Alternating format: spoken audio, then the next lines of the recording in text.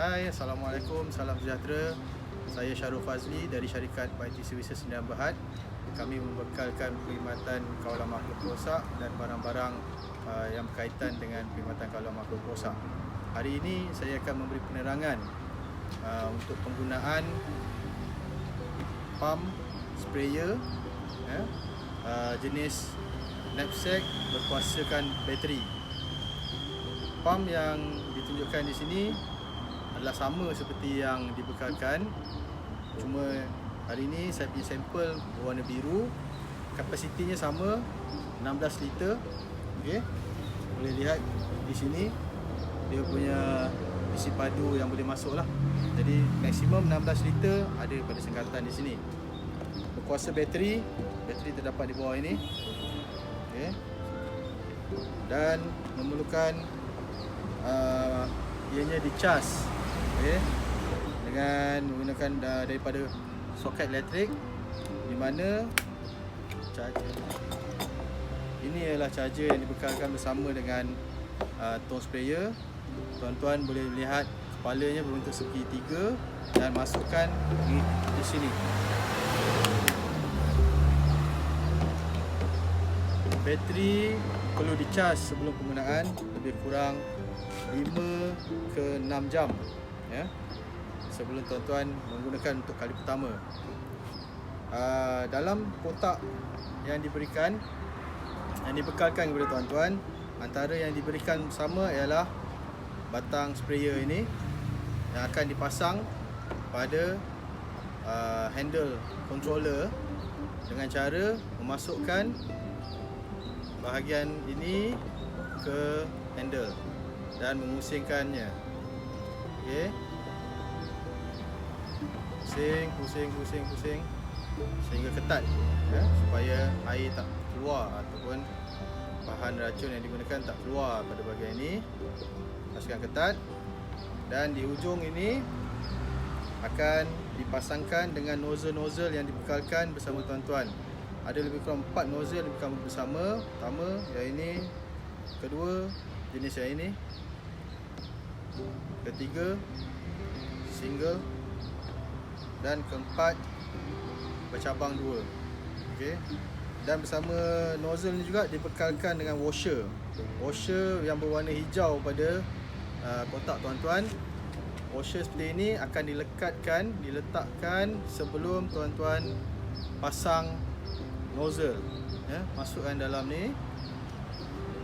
Kalau lihat sini, saya dah masukkan dalam ni, dan kemudian barulah pasang nozzle.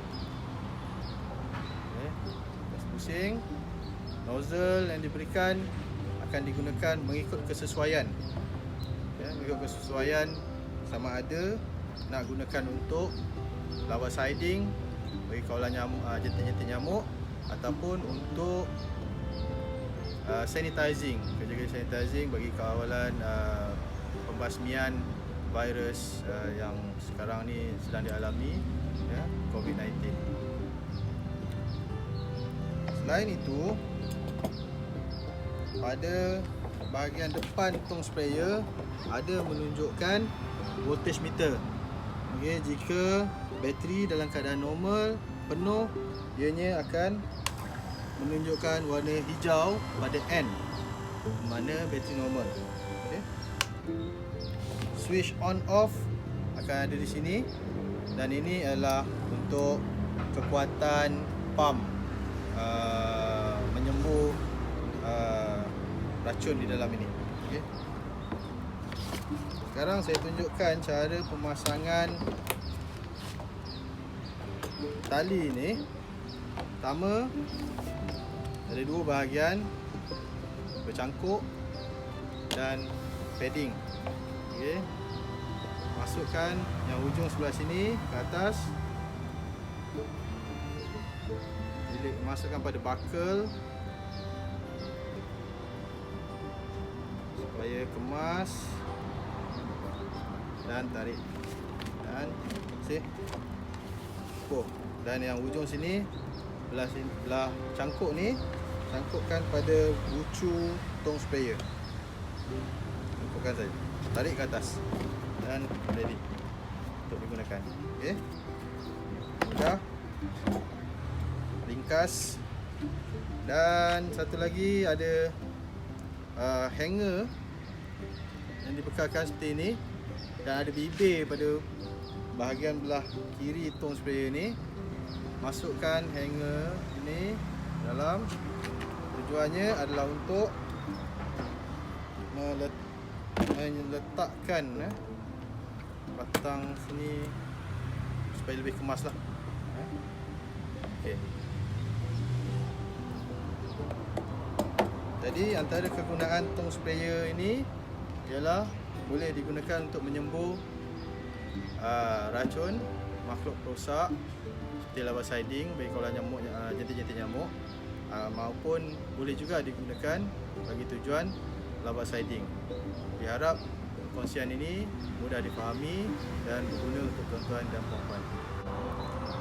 Untuk tips penjagaan tong sprayer ini, pertama, sebelum penggunaan yang pertama, tong sprayer ini mestilah di-charge sehingga ke 6 jam. Ya.